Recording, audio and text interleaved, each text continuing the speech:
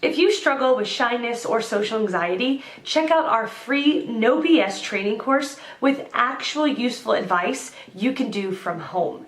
None of that just get out there nonsense. The link is in the description below. For now, let's get to today's question.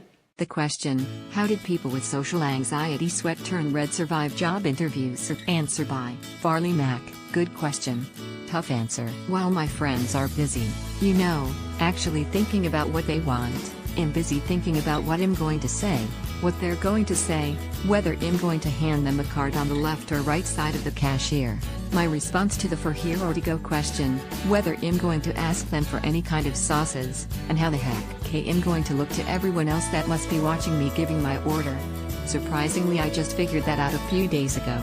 It explains why I was always so scared to meet my girlfriend's parents, why I hated giving speeches in class, and why I sweat through my shirt every time I go on job interviews. I don't really sweat through my shirt. For the uninitiated, social anxiety is when you're scared of being judged by people while out and about or in social interactions. Many times when I go to the mall or something, I feel like I have a spotlight following me the entire time. I can't turn it off. There's nothing I see and do, really.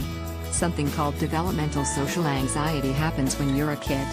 That's why so many children are shy, and it's a stage that most kids grow out of.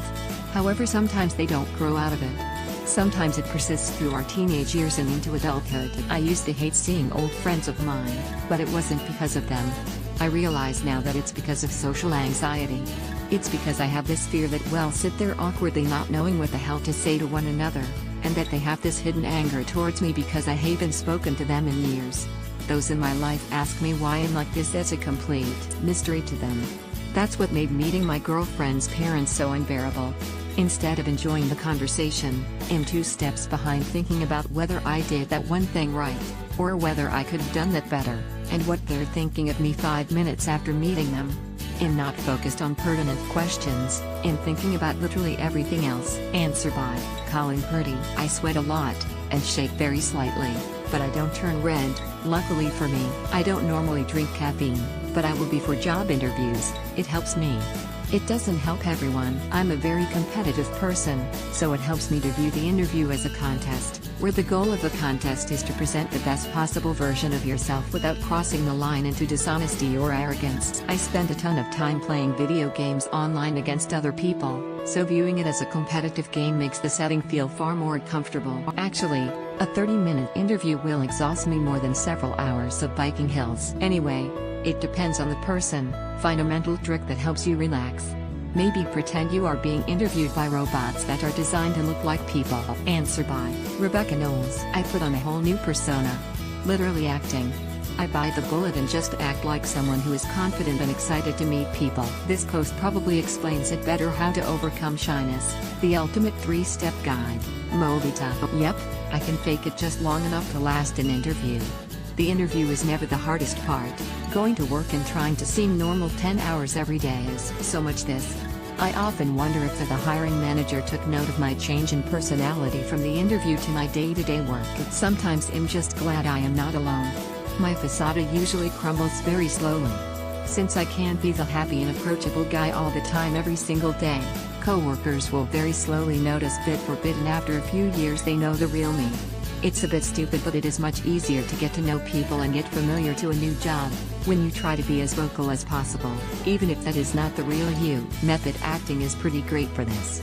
Don't pretend to be this other person, but fully become this other person, at least for the length of the interview. Works really well if you're very familiar with the character that you need to act like. Need to seem in command? Become Tywin Lannister. Need to seem devil may care? Become Han Solo. Forget who you are, and immerse yourself in their character. Talking about it? Or listening? For me, the most important part of dealing with my depression is talking about it, since I spent around 10 years not having anyone even notice it. I guess I'm afraid no one will see it if no one listens to me. But if you don't want to talk, that's fine too. Me too. Boss types even met like bringing fear out in people, so even though I act so transparent and obvious, it works. It is extremely draining, but when my anxiety flares up, everything is. This is exactly how I battle it on a much smaller level. I'm medicated and don't have the feelings often, but when I get in a mental spiral, Out comes super confident guy. The problem is that I can't keep this up on the job, so I don't. I then get told I am cold and unapproachable, when I'm just quiet. In all honesty, getting a nickname at work was the best thing that ever happened. Most of the people I work with at this point don't know my real name and only know me from work. I'm basically a different person. It's actually liberating. 12.